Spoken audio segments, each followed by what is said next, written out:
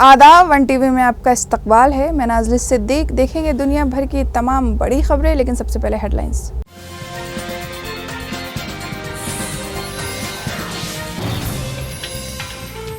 MLC कविता ने one TV news के मालिक को वन टीवी न्यूज़ चैनल शुरू करने पर दी मुबारकबाद।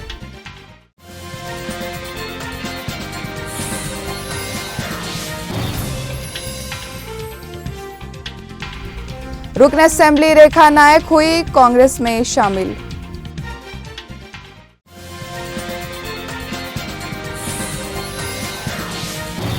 किंग कोटी के कामिनेनी हॉस्पिटल के करीब सेकेंड फ्लोर की हॉस्टल में लगी अचानक आग।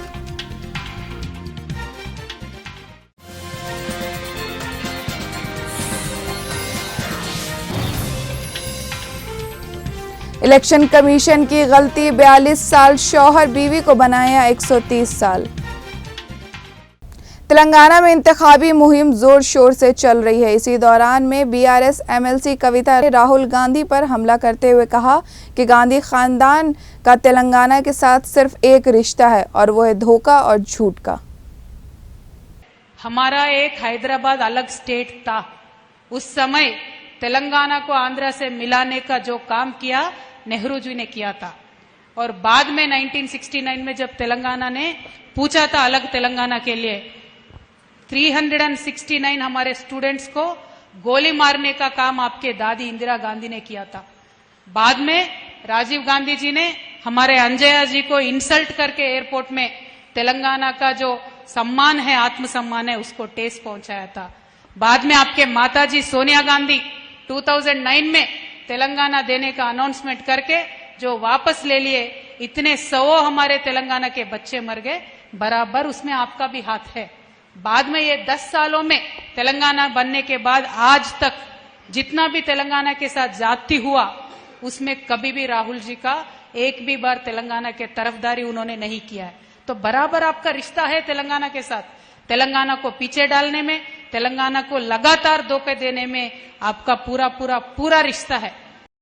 एमएलसी कविता ने वन टीवी न्यूज़ के मालिक को one TV news Urdu channel शुरू करने पे दी मुबारकबाद। उन्होंने कहा कि तेलंगाना में वन टीवी न्यूज़ चैनल को मज़ीद तरक्की दी जानी चाहिए। उन्होंने वजाहत की कि वन टीवी न्यूज़ लोगों की आवाज़ बनना चाहती है। एमएलसी कविता ने जगतियाला ज़िला के मेटपल्ली में वन टीवी उर्दू चैनल से फेस टू फेस बात की। वन टीवी उर्दू में आज मैं कविता मैडम के साथ हम हैं। मैडम से बात करके मालूम करते हैं कि कैसे पॉलिटिकल सारा कुछ चल रहा है। मैडम, वन टीवी लॉन्च हुआ उर्दू न्यूज़, उर्दू मीडिया के लिए मैं बहुत खुश हूँ। आप सबको भी बहुत कॉन्ग्रेचुलेशंस। मैं यही चाहूँगी कि जो भी नया चैनल, नया टीवी लॉन्च होता है, वो लोगों के पक्ष में बात करे, लोगों की आवाज़ उठाए और लोगों की आवाज़ सरकार तक पहुँचाने का काम बहुत एक ट्रांसपेरेंट तरीक़ा से करे। ऐसा मैं आपसे रिक्वेस्ट करती हूँ। और इसके साथ साथ मैं यही कहना चाहती हूँ कि अभी जो इलेक्शन हो रहा है, इसमें बराबर बीआरएस पार्टी का अच्छे से जीत होगा। बीआरएस पार्टी का जो मैनिफेस्टो है वो बहुत गरीबों के करीब है और गरीबों के वास्ते ही बना हुआ मैनिफेस्टो ये है। जो ऑलरेडी पेंशन हमें मिल रहा है उसको बढ़ा करके 5,000 तक हम लेके जाने वाले हैं। जो राइतु बंधु मिला उसको भी हम बढ़ा के लेके जाने वाले हैं। और जो गैस सिलेंडर का आज आसमान को छूने वाली दाम है, उसको कम करके 400 रुपये में हम सिलेंडर दे देंगे जब से इलेक्शन होने के बाद से। तो मैं सारे हमारे माइनॉरिटी भाई बहनों से यही रिक्वेस्ट करूँगी, अलग अलग लोग इलेक्शन के टाइम पे आके अलग अलग बातें बता के गुमराह करने की कोशिश करेंगे, इनके बातों में ना आइए। केसीआर साहब के साथ आपने सोहबत किया है, आपने देखा है कैसे निभाते हैं, तो बस वही रिक्वेस्ट है, इस इलेक्शन में हमारा साथ दीजिए। Thank you. तेलंगाना में हकीमन जमात बीआरएस को शदीद धक्का लगा जब इस पार्टी की रुकन असेंबली रेखा नायक कांग्रेस में शामिल हो गई। निजामाबाद जिला के आरमोर में राहुल गांधी की बस यात्रा के दौरान रेखा नायक ने कांग्रेस से मुलाकात करते हुए कांग्रेस में शामिल हो गई। इस मौके पर राहुल गांधी ने रेखा नायक को पार्टी खंडवा पहनाकर कांग्रेस में शामिल कर लिया। वाज़ेह रहे कि खानापुर असेंबली हलके से नुमाइंदगी करने वाली रेखा नायक को इस मरतबा बीआरएस क़यादत ने पार्टी टिकट से महरूम कर दिया है। उनके बजाय बी जनसेन नायक को खानापुर से बीआरएस उम्मीदवार बनाया गया है। Ambassador for peace M A. Najeeb ने हैदराबाद में एक फौरी प्रेस कॉन्फ्रेंस बुलाई। गाजा इजराइल तशद्दुद में शाहीन आम लोगों की मौत पर गहरा अफसोस जाहिर किया। उन्होंने फिलिस्तीन के लोगों को मजबूत सपोर्ट जाहिर किया, जमात के मुस्तकबिल अमन के लिए कोशिशों को तेज़ करने की अपील की और हिंदुस्तानी हुक्मरानों से फिलिस्तीनियों पर जुल्म को रोकने के लिए फौरी कदम उठाने को कह दिया। उन्होंने हिंदुस्तान की तारीखी फ़िलिस्तीन के सपोर्ट को अहम तौर पर पेश किया और फॉरेन पॉलिसी में बेहतरीन न्यूट्रलिटी की अहमियत को इजहार किया। मुख्तलिफ हिंदुस्तानी हलकों से एम्बेसडर्स फॉर पीस भी मौजूद थे और ये भी जाहिर किया गया कि फ़िलिस्तीन मसले पर दूसरे ममालिक से राबता करने के लिए एक कमेटी कायम की जाएगी। What is the actual situation there in Palestine? See, in 1915, actually, Palestine was formed by UN. UN has given 43% of area to the Palestinian people and 57% of area to the Israelis. Slowly, this Israeli people, what they have done is they have occupied 43% of the Palestinian area, and for this they have done many this thing. Many Palestinians have lost their lives. Recently, you have seen from 7th October, this war has been started, and this people from Gaza, Hamas people have actually started the war. But after that, Israeli people, they have massacred all the Palestinians and they have massacred actually humanity. And through them, it should go to the United Nations and they should take a serious note of this. This is not a small thing. We cannot keep it. We are unable to sleep when we are seeing the television, when we are seeing the situations, what's happening in Palestine and with the innocent people of Palestine. Our sleeps are, we are sleepless now. Our hearts are crying for them. Not only my heart, all the people, those who are having humanity, even in the inside of the Israeli nationals, those who are real human beings, they are protesting against the Prime Minister of Israel, Benjamin Netanyahu, who is doing very bad thing. I urge America to take a serious action on that. It is not a small thing. When if it splits, it will go for Third World War. This is a great threat to the world peace. They should realize that this should not happen. So we urge from the platform of international peace ambassadors, with our fellow peace ambassadors, we all give the message from this platform that this war should stop and there should be immediate serious ceasefire from the Israel side. So we urge once again to the Arab League community, Arab League, all the people, top people of Arab League, Saudi Arabia especially.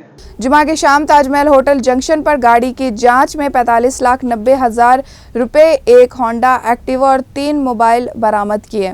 ये 3 अफराद मनोज कुमार शर्मा जो बेगम बाजार steel businessman है, सैयद रहीमुद्दीन कादरी मुशीराबाद के scrap businessman और मोहम्मद जाकिर हुसैन जो मुशीराबाद के scrap businessman है, उनसे जब्त किए।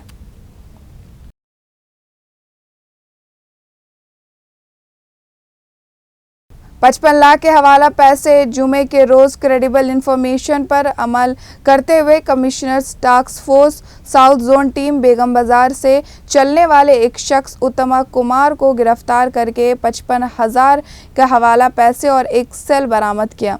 उत्तमा कुमार, जिनका असल घर राजस्थान था, उन्होंने हवाला मनी ट्रांसफ़र एजेंट से रब्ता किया और एक गैर कानूनी हवाला मनी ट्रांसफ़र कारोबार को चुप कर चलाने लगे। पैसा हवाला ब्रोकर्स को देने के लिए, खासकर मेट्रोपॉलिटन शहरों में देने के लिए जा रहे थे, तभी उन्होंने इस पैसे को जब्त कर लिया।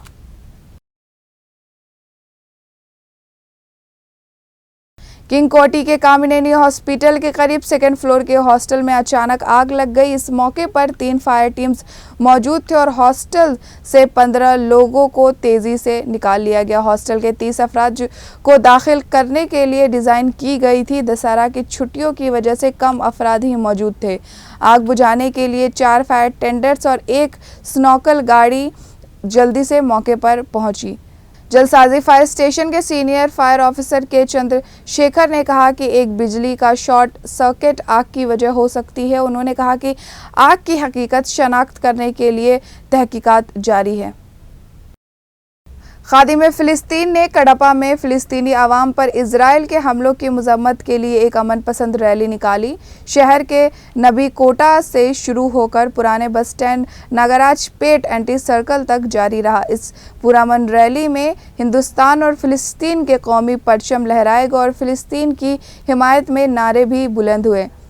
इस रैली में मुसलमान मजहबी रहनुमा, मुसलमान माइनॉरिटी के मर्द और ख्वातीन भी बड़ी तादाद में शामिल हुई। इस्राएल इस्राएल इस्राएल भारत पालस्तीनाకు మద్దతు ఇవ్వాలి भारत पालस्तीनाకు మద్దతు ఇవ్వాలి యుద్ధం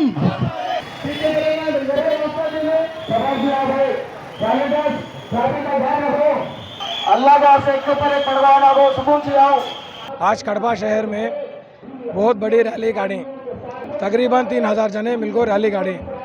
ये रैली का मेन मकसद आगो इजराइल ये आगो फलस्तीन के ऊपर नाहक जुल्म कर रहा है।